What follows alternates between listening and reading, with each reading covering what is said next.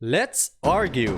Hello and welcome to Extreme Gameplays, where I play games stylishly. Today I'm back with another Let's Argue video where I go through the God of War community hot takes and express my opinion on them. Today, however, is a special episode. It's special for God of War Ragnarok hot takes. You guys left some pretty interesting hot takes in the top 10 bosses of God of War Ragnarok video, a video that you should watch because it's please watch it. And here we are today going through your hot takes. So yeah, let's start. Before I start this video, I want to warn you guys about spoilers. So this is a God of War Ragnarok hot take video, so you should be aware of spoilers. So if you haven't finished the game, please click out because we're gonna get into the depths of this game's story and mechanics and a lot of stuff. So just to let you know. Starting off, the first hot take by Ahmed. The War of Asgard is kinda disappointing. I mean, this war everyone was waiting for. It should be more than 3 hours. We just fought some enemies and then Thor, and after that Odin. We didn't even know what happened to Ragnarok. That's everyone was talking about. I hope this war be longer and be just like God of War 3. My god, I got a stroke reading this. Okay, so here's the thing. You're talking about comparing this last Ragnarok battle in God of War Ragnarok. You're trying to compare it to God of War 3. And my question is, you basically just remember God of War 3 be so destructive and crazy and stuff. While yes, that is true, like, I'm pretty sure you mean the start of God of War 3, right? When you fight Poseidon and everything crazy is going on. But when you put it in perspective, in God of War 3, that whole battle was like, what?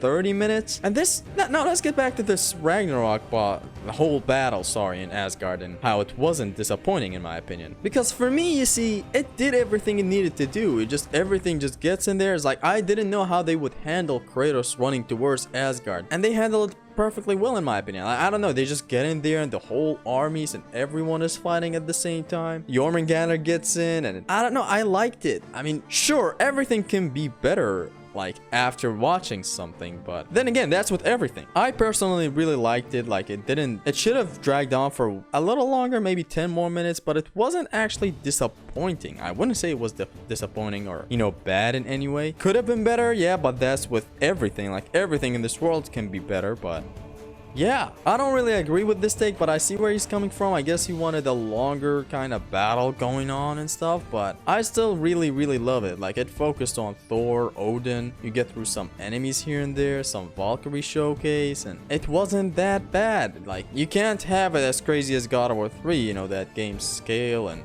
it's different. That's what I'm trying to say. So I don't agree with this take. Next hot take by Leroy Modais. Hot take: God of War 4 has better runic attacks for both the axe and blades. Now, he's right, but you don't need a lot of runic attacks. You see, with them adding the spear, I guess they had more room for other runic attacks, so they had to make room for those. So, and besides that, it's like all these amazing moves that have been added to the axe and the blades, you don't really need runic attacks. Like, especially when you can really abuse them for their cooldowns and stuff. I feel like they were enough. Like, I don't know why would you need a lot of crazy runic attacks, especially now that you can do the flame whiplash with the blades and do the, I don't know, the axe, you can charge it. You have a lot of moves without runic attacks. I don't get it. Like, having more runic attacks does not really make for better combat, I would say. Yes, there were a lot of runic attacks for the blades and axe, like a lot of them, and you could strike the argument of them being better, but then again, it's like you don't really need them when all the moves look like a fucking runic attack. Have you seen the new moves that God of War Ragnarok has? It does not need a lot of cool flashy runic attacks. It has enough, but they could have been better, again, just like the other point, but it is what it is, and I guess it's better off this way. They didn't put a huge emphasis on the runic attacks. And by the way, I have my favorite runic attack, and it's from the spear. The artillery of the ancients is the coolest runic attacks. I don't know how you can say this. I mean, you're not saying this. I know you're saying it's for the axe and the blades, so I guess you're right, but then again, it's like they didn't really want to repeat themselves so much. Like, would you really be going that crazy if you saw the Hyperion slam again? Yes, it's cool for God of War 4, but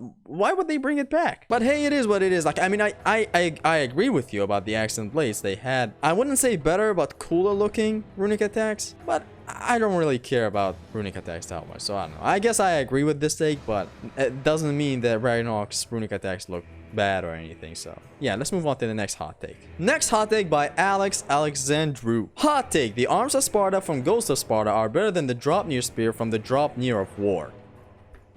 Now with this take, I'm gonna come out instantly and say I do not agree. The arms of Sparta are really cool weapons from Ghost of Sparta. I have used them a lot. They were really cool, and it has a lot of similar attacks to the Draupnir spear. You have infinite spears, you have shield rush, you have a lot of really awesome attacks with the arms of Sparta, but it just cannot compete with the Draupnir spear in my opinion. The Draupnir spear's just concept is very cool in my opinion. How you can stick spears to enemies and detonate them whenever you want. It even happens with, you know, some runic attacks. You can embed some runic attacks into the enemy, and it's just a cool concept. And the fact that you can use the enemy's elements and flip the script on them is just, it's just everything I ever needed. It looks so good. It works so good. It's like, even especially with the Bifrost. And Kratos just generally has cooler moves with the spear. It's just, it even looks cooler in my opinion. It's like, other than the shield, of course, the shield from the arms of Sparta is just so goated. But the spear, the Draupnir spear, just looks better in my opinion. It's just so beautiful, and it has the scarf made out of Kratos' blood, and the attacks are all much cooler in God of War Ragnarok. I just have to say this. I have to come out clean with this. They just look cooler. Has a lot of really cool depth to it, a lot of awesome attacks that control crowds for you.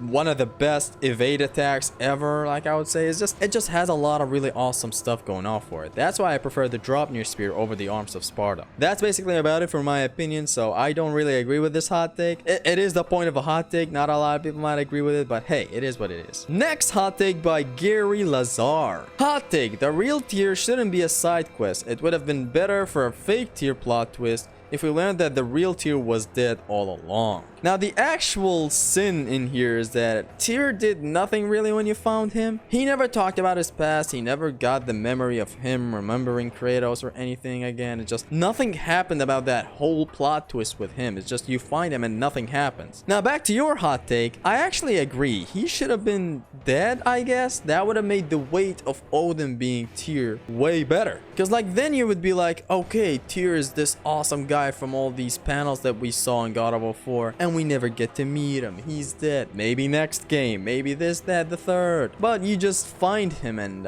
it's even in a side quest. Like, you're totally right here. I agree with this take. It shouldn't have been a side quest. It would have been cooler if he was just flat out dead, or maybe if we found him in a main quest. What?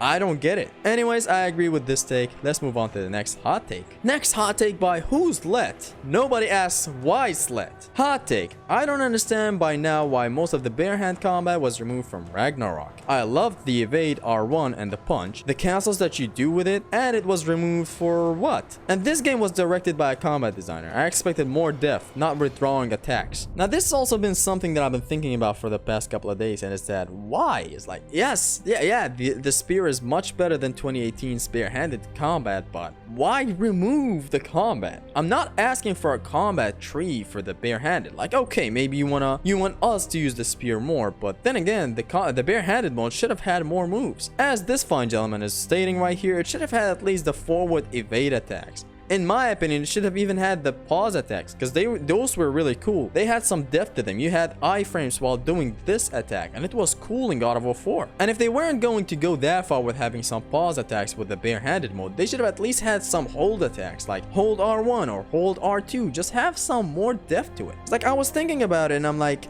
okay, the spear is really cool. Much better than the 2018 barehanded mode, but still, that doesn't give you a reason to remove the barehanded attacks. Like, it is just a straight up downgrade from the 2018 combat, which is sad. Like, even when it comes to visuals, there is one upgrade for the barehanded that I would say was good, and it's the light attack. The light is no longer a slow punch. Light has to be a fast hit that comes out fast, by the way, ladies and gentlemen. And they fixed this in Ragnarok. It's instantly coming out. It's very fast and reactive. It's good. But then the downgrades are just very embarrassing. And even as I said with visuals, like sprinting R1 in God of War 4 it just looks so good. It's just a punch. I don't know why they turned it into this shield, but it's fine. At least we have sprinting attacks. Why did they remove all the skill tree? I'm not asking for a skill tree again, just add like 2 or 3 more moves. I don't get it. Now listen, the game is enough with just the blades and the axe as it is. Trust me when I say this, the game is really enough with just these two. Them adding the spear was also really good, but then again, imagine if the barehanded mode was still there, because it counts as a weapon. In God of War 4, the barehanded mode did count as a weapon. It's just you using the shield to attack. All the really cool attacks in God of War 4, they really do count as a separate weapon. So in God of War 4, you had 3 weapons: the shield, the axe, and the blades. In God of War Ragnarok, you have 3 weapons and a half, or a quarter, I would say. It's cool to use the barehanded mode in God of War Ragnarok, but I don't get why remove all the moves. Like, why? Anyways, I agree with this take. Thank you, Who's Lit,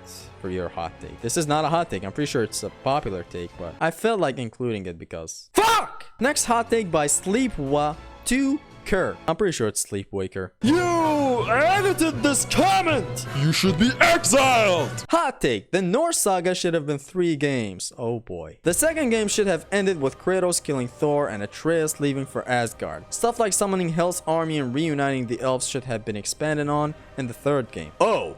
So you included your edit. I meant to say Kratos killing Thor and after that Atreus leaves for Asgard. Not Kratos killing Thor and...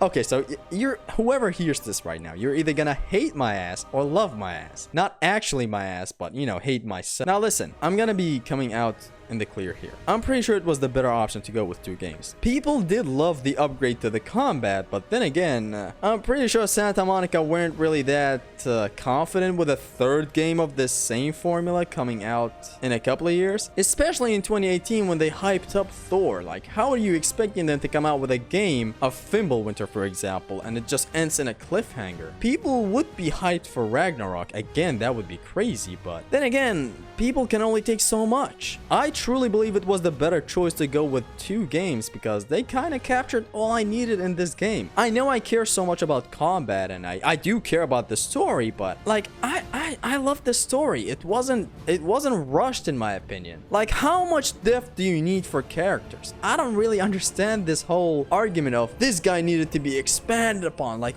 why do you care? Now let's take a look at the old games. Did you really see Poseidon getting a lot of depth? Hell, did you see Typhon get a lot of depth? Typhon is very important in the Greek mythology and he wasn't even mentioned. He was just a level in God of War 2. Look, the point is, I really feel like it was enough with 2 games because they did enough. They did stuff for characters we care about. Odin, Thor, maybe not so much, but it was enough. Like, what, do you want them to expand so much on Thor that we sympathize with him? It's so cliche to sympathize with a villain. We sympathize with enough villains as it is today. Hell, we have Baldur, the game was almost trying to make us love Odin, but thank God they pulled back on that. And I don't get this whole expanding on characters thingies. Like, expand on the villain maybe. Like, that was a flaw, I would say. Like, maybe Odin could have had more screen time in his evil, bitchy self instead of his whiny 5-year-old self.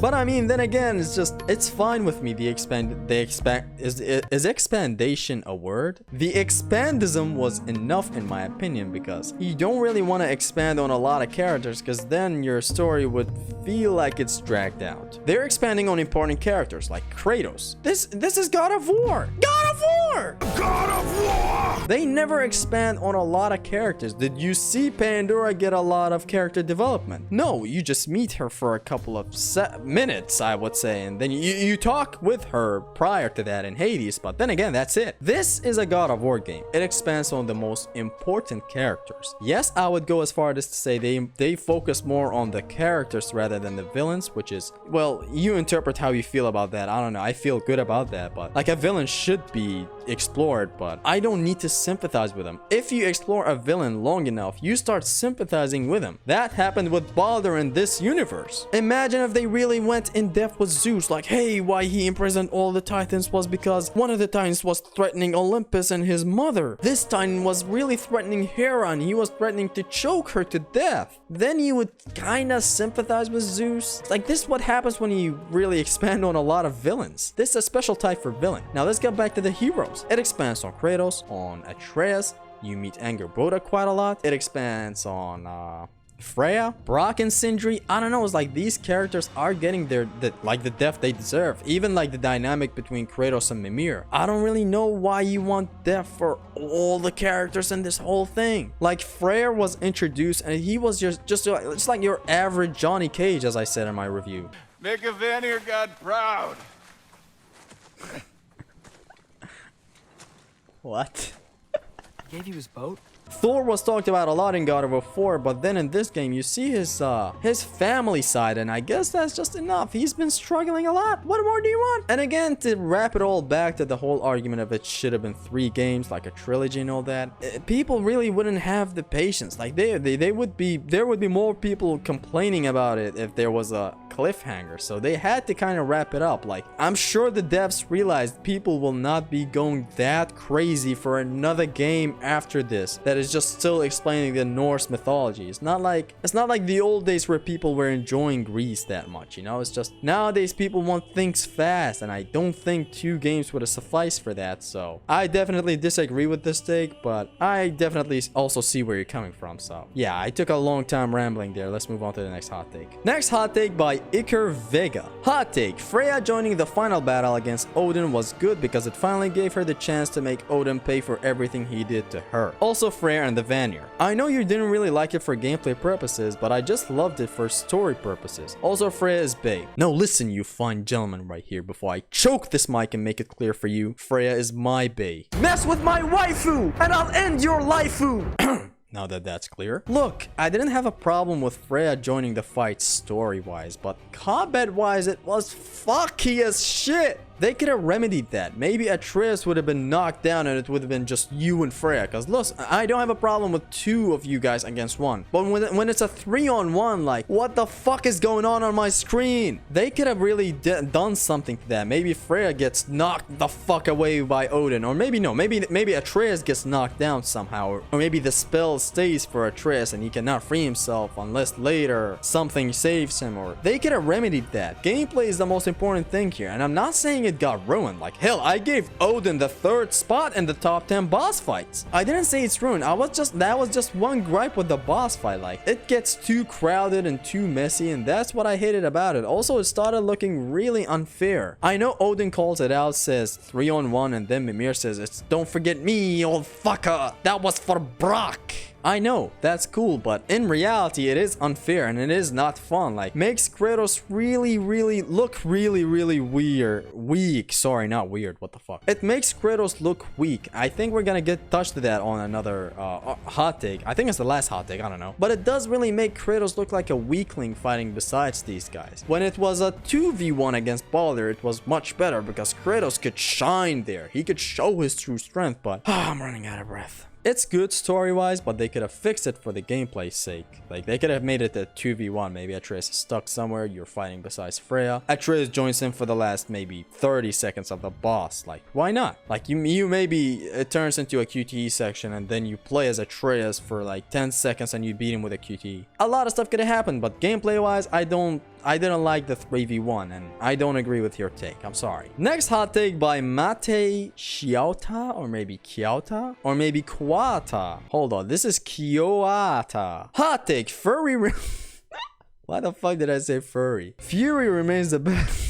Fury remains the best rage mode from this game by far. Wrath is good, but Fury deals tons of damage, heals you with every hit as a reward, lets you fully control Kratos for the entire raging period, and lets you stop it for very little cost. I always use it as an absolute last resort, and it never fails to save me. I disagree with this take. I truly believe Wrath is the better option since it gives your weapons, like you can use every weapon with the Wrath, except your barehanded mode, because they forgot about it. It's cool rushing towards an enemy and just getting him, and it helps with fucking the enemy up and fucking the crowd around you up. Like, it's good for crowd control. It's very useful, and you even heal from that as well, and it makes you use your rage efficiently. It's not a last trump card to kind of escape from bad situations. It's a much more efficient use of your resource. It kind of gets you back in the resource management mindset, and it kind of helps in the combat so much that I don't know how you prefer Fury. Then again, it's your opinion if you prefer Fury. Like, I like Fury as well, but when you have Wrath where I can just grab an enemy with my blade and just do an Orion harpoon that fucks the entire crowd around me, hell yeah, I need it. Or, you know, the spear special one, or the axe. Like, these are so fucking cool. They control the crowd, and if it's a big enemy, Kratos just does an alternate attack that also looks good and damage is pretty good. Give me Wrath any day, I'll take it. Then again, here we should praise Santa Monica for this one aspect right here, and it's the rage mode and how they give you choice. Like, there's a choice for just healing of all stuff, and you like the Fury the most. I like Wrath. Duality of man.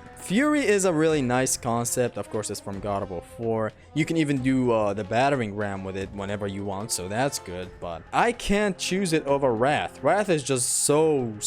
It has that oomph. Also, I think this is not a hot take, and a lot of people are gonna agree with you about Fury, but if you're a combat geek, you're gonna prefer Wrath. So, yeah, let's move on to the next hot take. Next hot take by Turan Yakublu. Turan Yakublu. When I don't know how to pronounce names, I just go with the Japanese pronunciations. Here's what he's saying. Well, I don't know if it's a hot take, but Atreus combat is genuinely engaging and fun. Yes, it's not as good as Kratos, obviously, but I think devs really deserve credit for that. I'm hoping for a spin-off Miles Morales style Loki game, actually. I just don't have to play a long, winded, boring Atreus section a la Ironwood in any future God of War games. This is not a hot take. Atreus' gameplay is actually really nice. I'm not complaining. Okay, maybe it's not really nice. I am complaining. Fuck it. It needs a lot of stuff. Like, I wish the Ingrid stayed, and I wish he had another melee weapon rather than just his bow. He has some really cool moves, and you can fly with the bow and shoot in the air. He has some cool runic attacks. He has a nice rage mode that could have been expanded upon, but then again, they didn't expand upon his combat tree. I am complaining about his combat, but it's just, it could have been a lot better, but I'm not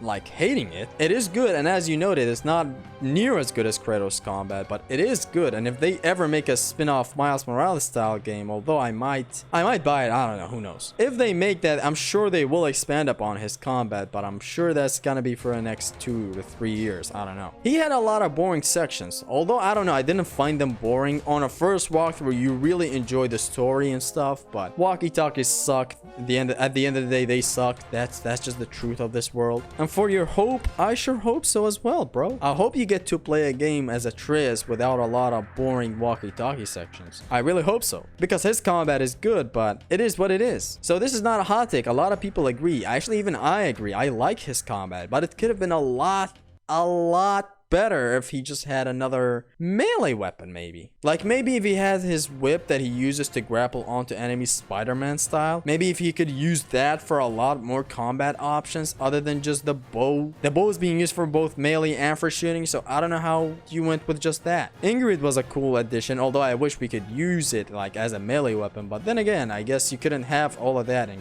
Atreus. So I basically agree here, but also disagree. I don't know. I agree for the most part, but then again, he could have been much better. So let's move on to the last hot take. Next hot take by Humble Duff. Hot take: Kratos would not be able to beat Odin on his own, as it took both Kratos, Atreus, and Freya to beat him in a fairly difficult fight. Now the thing is in here, like, a lot of people think Odin is very, very powerful, but in fact, Zeus is much more powerful than Odin. I just want to make this clear. From what we've seen, Zeus is tons and tons stronger than Odin. Odin might be smarter, but Zeus is just stronger. However, I think you're right in here. Look, Kratos has a thing in here, and it's the Goku mindset. He has a thing for holding back for whatever reason. This whole holding back shit got him killed against Thor. Imagine if Thor didn't revive him in here. He's literally dead. So we can never really know. I mean, the devs always say Kratos is now stronger than the God of War 3 Kratos with hope, like, and that just baffles me, because yes, you are saying that, but I much prefer to see that this Kratos is stronger than just being told that. Not even in game. Like, I don't know to this day, is he stronger though? Because I haven't seen, you know, stuff like God of War 3 Kratos strength. Like, I haven't seen that. Maybe he is stronger, but there's no showcase of his strength. I don't care if it's rage or anything. He should be able to handle Odin by his own, or maybe tell Freya to back off. But and then again, we're pushing to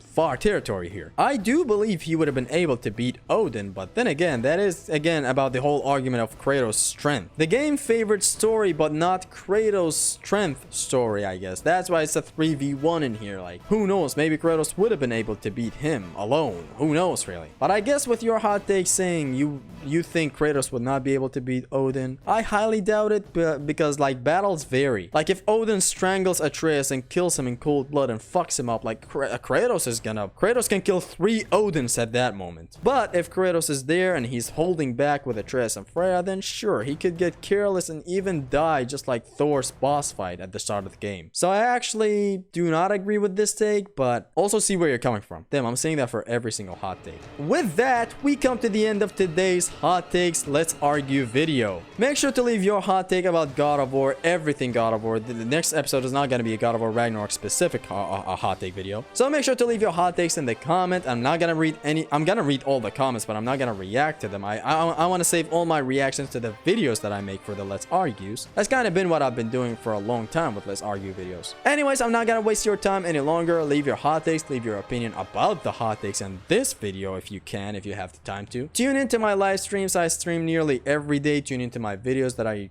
upload like once a week, maybe, I don't know. And I hope you guys enjoyed yourself during this video. And with that, we come to the end of the video. It has been your Extreme Gamer Zesty. Peace.